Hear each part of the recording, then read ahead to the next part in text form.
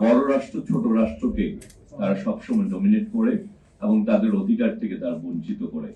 এখানে যারা রয়েছেন তারা এই দেশটাকে একেবারে হৃদয়ের গভীর থেকে তারা ভালোবাসেন এবং এই দেশের প্রতি তাদের যে ভালোবাসার যে গভীরতা, সেই গভীরতার মাপকাঠি নেই এবং তারা এই দেশকে বাঁচাতে চান।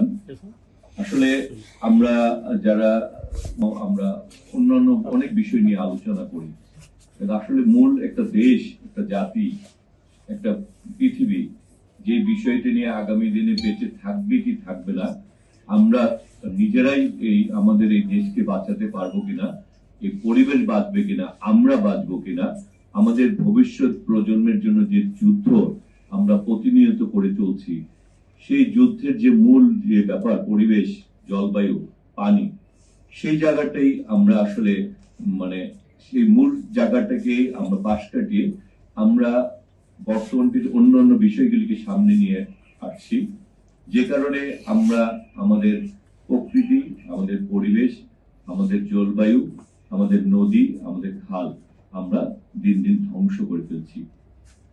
আমাদের কাছে মনে হয় যখন আমরা আন্তর্জাতিক বিষয় নিয়ে সীমান্ত নদী নিয়ে কথা বলি, তখন আমরা যারা আমাদের নদীগুলিকে বাধাগ্রস্ত করে আমাদের প্রাপ্য পানিটুকু আমাদেরকে থেকে বঞ্চিত করছে।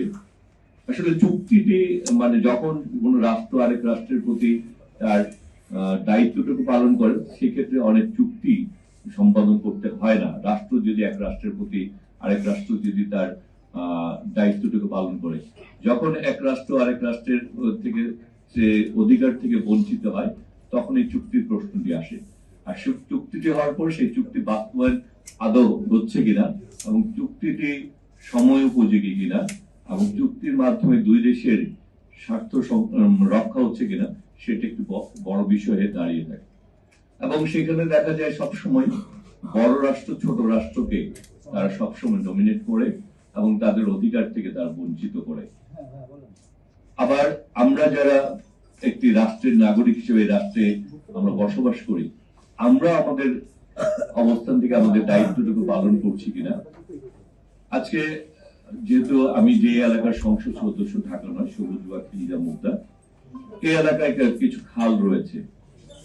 আমি সংসদ সদস্য হওয়ার পর আমি সেই খালগুলি, মান্ডা খাল, জিরানি খাল, সেই খালগুলিতে গিয়েছি সরকারি কর্মকর্তাদের নিয়ে।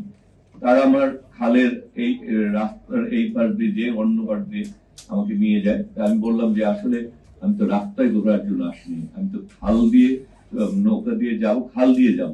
আপনার বারবার আমাকে শুধু খালের এক মাথা থেকে আরেক মাথা নিয়ে যাচ্ছেন, আমি খালের ভিতর দিয়ে যেতে চাই।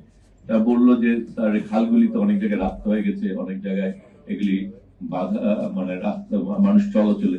আমি বললাম তাহলে তো এই খাল আমি তো চাই না, তাহলে আপনারা সময় নেন 1 মাস 1.5 মাস।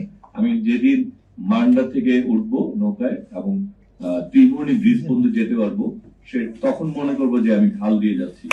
তারপরে তারা আমাকে বললো যে ঠিক আছে। তখন আমি সিটি কর্পোরেশন সব পর্যায়ে লোকজনের সাথে জোগাড় করে প্রায় 1 মাস 17 দিন পর আমি সফল হলাম যে আমি মান্ডা আমিন মোহাম্মদের ওই ব্রিজ থেকে উঠে আমাকে যে খাল দিয়ে যাওয়ার জন্য সময় লাগার কথা আধা ঘন্টা, সেটি যেতেও আমাকে প্রায় 1 ঘন্টা 1.5 ঘন্টার কাছাকাছি সময় লেগে গেছে। কারণ খালটি কোনো জায়গায় এত ছোট হয়ে গেছে, কোনো জায়গায় অনেক বাধাগ্রস্ত হয়ে গেছে, পানি খুব দূষিত হয়ে গেছে।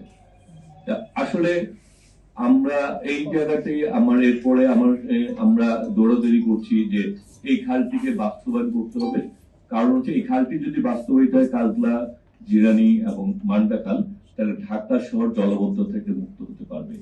এবং ঢাকা শুধু জলবদ্ধতা থেকে মুক্ত হওয়ার পারবে না, বালু নদীর সাথে যদি এটি সংযুক্ত হয়, তাহলে আমাদের এই দূষণ থেকেও আমরা কিছুটা, পানি দূষণ থেকেও কিছুটা মুক্ত হতে পারবো। সেই জন্য আমি বললাম যে এই খালটিকে শুধু উদ্ধার করলে হবে না, খালটির 2 পার যাতে একেবারে বাস্তবায়ন চলাফেরার একটা ব্যবস্থা করতে হবে, যাতে ভবিষ্যতে কেউ এই খালকে আর দখল করতে না পারে।